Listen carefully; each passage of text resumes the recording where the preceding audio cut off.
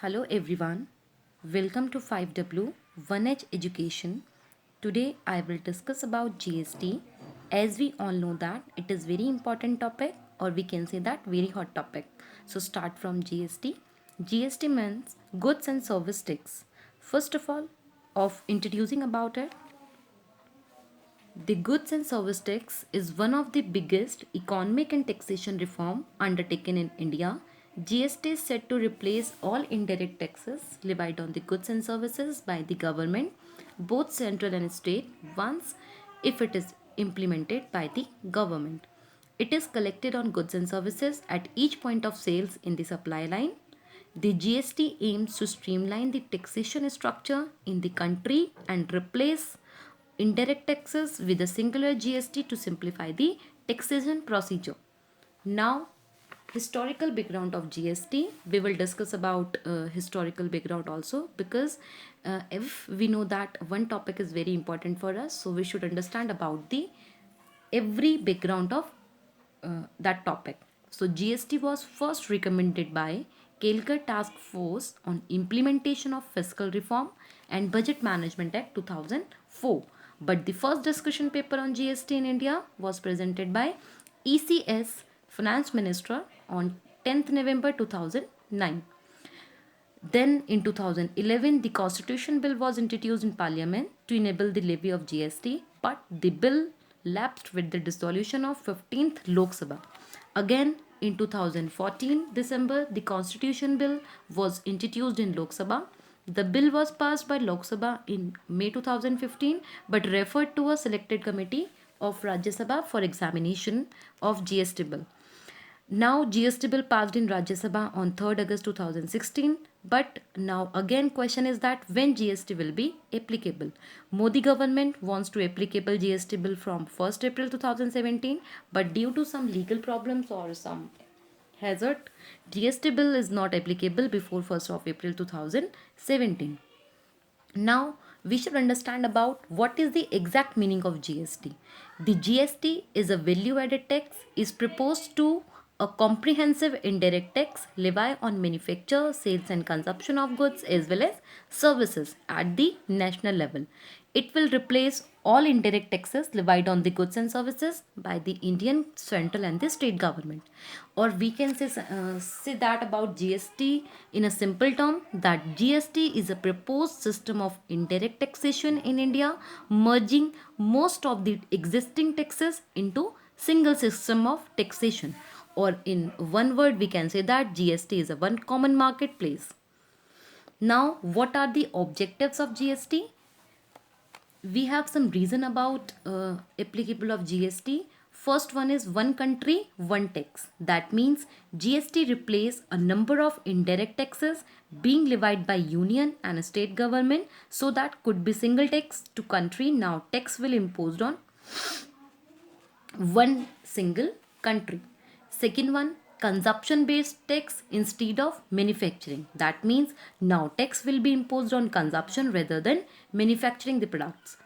Third one, to eliminate the cascading effect of indirect taxation on single transaction. Cascading, that means tax on tax.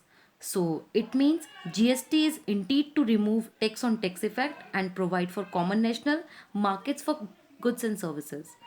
Another reason is that reduce tax evasion and corruption. That means by reducing the tax under the competitiveness of India, product in international market is expected to increase and thereby development of nation.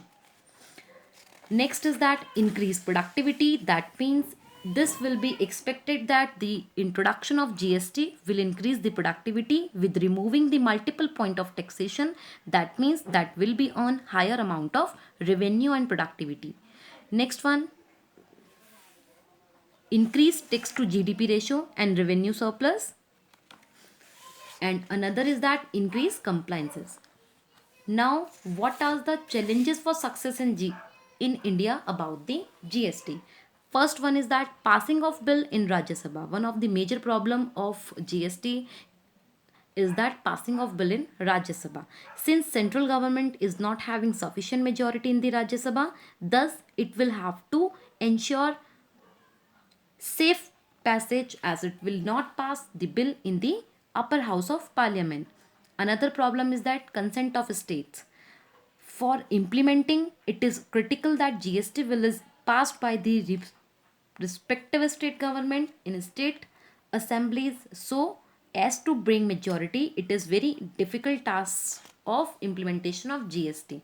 Another reason is that there's so limit in GST. That means while achieving broad-based tax structure under GST, both empowered committee and central government ensure that lowering of their so limit should not be fixing burden on small business. Another is that robust IT network. Yeah, we can say that robust IT network. Government has already incorporated GST network, GSTN. GSTN has to develop GST portal which ensure technological support for registration, return filling, tax payment, etc. There should be robust IT backbone. Another is that extensive training to tax administration staff. That means GST is absolutely different from existing system. So it requires the tax administration staff at both central and the state to be trained properly in the term of concept and another thing. Another problem is that determining GST rate, what rate should be decided, it is also another difficult task for government. Then infrastructure for the collection process, that means infrastructure problem. That means we should understand or we should be applicable for a best infrastructure for the collection process. And at the last, framework for the disputes. That means there should be a design and the draft framework for the tax disputes or tax conflicts. Now that is the present structure of tax. That means we have central tax and we have state tax. Central tax we having excise duty, service tax, ADE, surcharges and fees, and CVD and SAD. What is ADE? ADE, that is additional duty and excise. And what is the CVD? CVD, that means countervailing duty, and SAD, that means special additional excise duty. And state tax consisting of VAT, CST, purchase tax, luxury tax, so cheese and entry tax. Now coming structure of tax, if GST will be applicable, so coming structure of tax would be CGST, SGST and IGST. Three component will be very important for that. CGST, that means central GST, and SGST, that means state GST, and IGST, that means integrated GST. CGST applicable on surpluses within the state. The tax collected will be shared to the center government. And SGST stand for state GST. This is applicable on surpluses within the state, and tax collected will be shared to the state only. And IGST stand for integrated GST. This is applicable on interstate and import transaction. Tax collected is shared between both central and the state government. This is CGST coming with excise duty, ADE, service tax, so charges and fees, and SGST, VAT, purchase tax, luxury tax, entry tax, so charges and fees, and IGST consists of CST, CVD and SAT. Now that is the regulatory framework of GST. A new setup of Government of India named as GST Council, and GST Council consists of three members. First, the Union Finance Minister as a chairman. Second, the Union Minister of State in the charge of revenue or finance. And third one, the Minister in charge of finance or taxation or any other minister nominated by each state government. All decision of the GST Council will be made by 3/4 majority of the vote cast, and the central shall have 1/3 of the vote cast, and the state together shall have 2/3 of the votes cast. What now question is that what is the benefit of GST to the consumer, to the industry, to the other one? So now benefits of GST to the consumer. In the long run, the lower tax burden could translate into lower prices on goods for consumer. The tax structure will be made lean and simple. First benefit is that the tax structure will be made simple.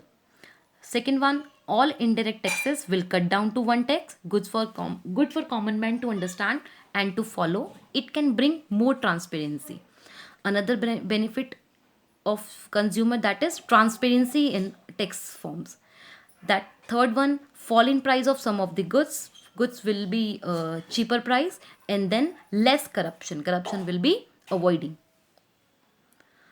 And now benefits of GST to center and the state. The government of India will gain $15 billion a year of contributing to raise of GDP between 0.9% and 1.5%, as the measure will improve more export and boost employment. This is because it will promote more exporter, create more employment opportunities and the boost growth.